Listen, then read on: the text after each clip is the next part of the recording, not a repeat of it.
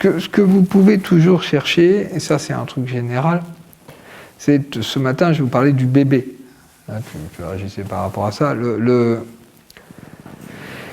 Cette notion d'adaptation, c'est vraiment une notion clé.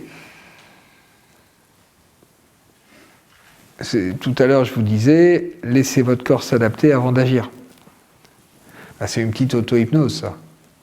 C'est je ferme les yeux, vous voyez, vous pouvez partir en hypnose juste en observant la respiration, en visualisant un machin qui se balance. Voilà, ça vient vite en fait. C'est pas compliqué. Plus on fait, plus ça vient vite. Au bout d'un moment, il n'y a même plus de cérémonial à faire. Il n'y a même plus à fermer les yeux. L'état d'hypnose devient un état auquel on accède n'importe où, n'importe quand.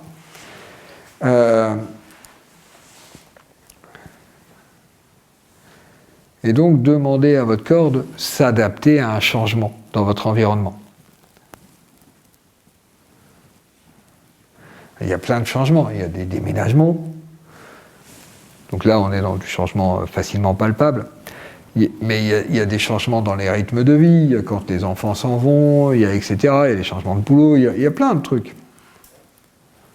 Et puis, il y a des périodes critiques. Quand on perd un proche, c'est-à-dire qu'énormément de gens ont l'impression que le travail de deuil, c'est un truc intellectuel. Le travail de deuil, c'est le corps qui s'adapte au fait que le monde a changé, puisque l'autre n'est plus présent. Vous voyez ce que je veux dire? C'est un truc. Donc c'est une transformation du monde. Donc le corps a besoin de s'adapter,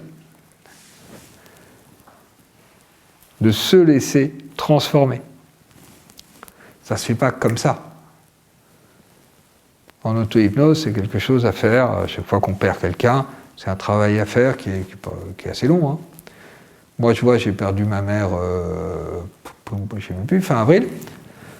Bah, ouais, ça commence à être à peu près adapté, quoi. C'est-à-dire que le corps, petit à petit, s'adapte à. Vous voyez? Et ça se fait en douceur, du coup. C'est pas juste, ok, j'ai perdu un proche, je me fais un quart d'heure d'auto-hypnose et c'est réglé. C'est un travail, en fait, d'accompagnement de la modification. Et là, moi j'ai vu ça en travaillant avec mes patients, énormément de gens ont des adaptations dans leur vie qui ne se sont pas faites. Alors il y a des familles dans lesquelles il y a des deuils qui n'ont jamais été faits. Il y a des familles dans lesquelles il y a eu par exemple un enfant mort, un truc horrible comme ça, et du coup la dynamique de la famille, la vie de la famille s'est arrêtée, je dirais là, mais les gens continuent à vivre. Mais en fait, les parents n'ont pas réussi à s'adapter à la mort de leur enfant. Ça s'est arrêté en fait. Et du coup, il y a une structure familiale, éventuellement un enfant qui est arrivé après va grandir dans une structure familiale dans laquelle il y a quelque chose qui est bloqué. Et ça va l'impacter. Et du coup, c'est toujours intéressant de sortir de ça, c'est-à-dire de laisser notre corps s'adapter à l'absence d'un enfant qui n'a jamais vécu, en fait, qu'on n'a jamais connu, qui est mort avant nous. C'est-à-dire que par hypnose, on peut aller travailler tous ces trucs qui sont entre les gens, mais qui ne se voient pas. C'est pareil que l'exercice de tout à l'heure. C'est-à-dire, la trace des morts est extrêmement importante.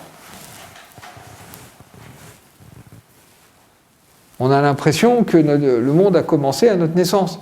Bah non. C'est-à-dire qu'on arrive quelque part, il y a déjà une histoire. Et dans cette histoire, parfois, il y a des choses qui sont à l'arrêt.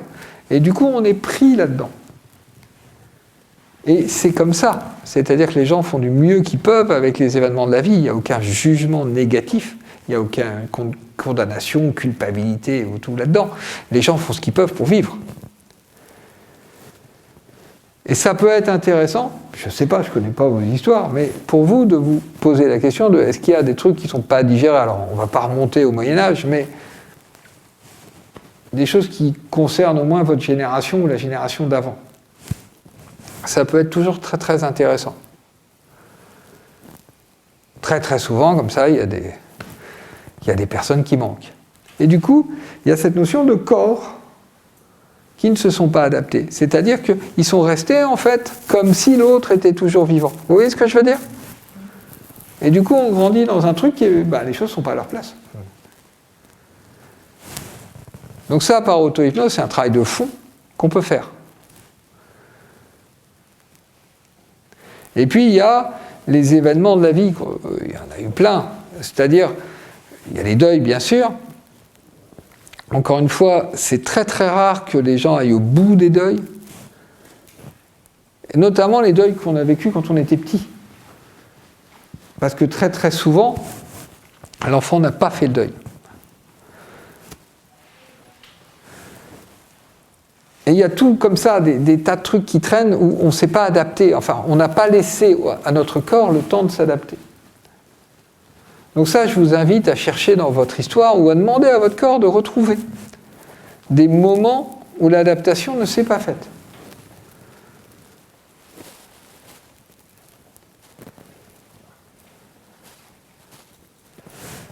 Ça marche? Bien.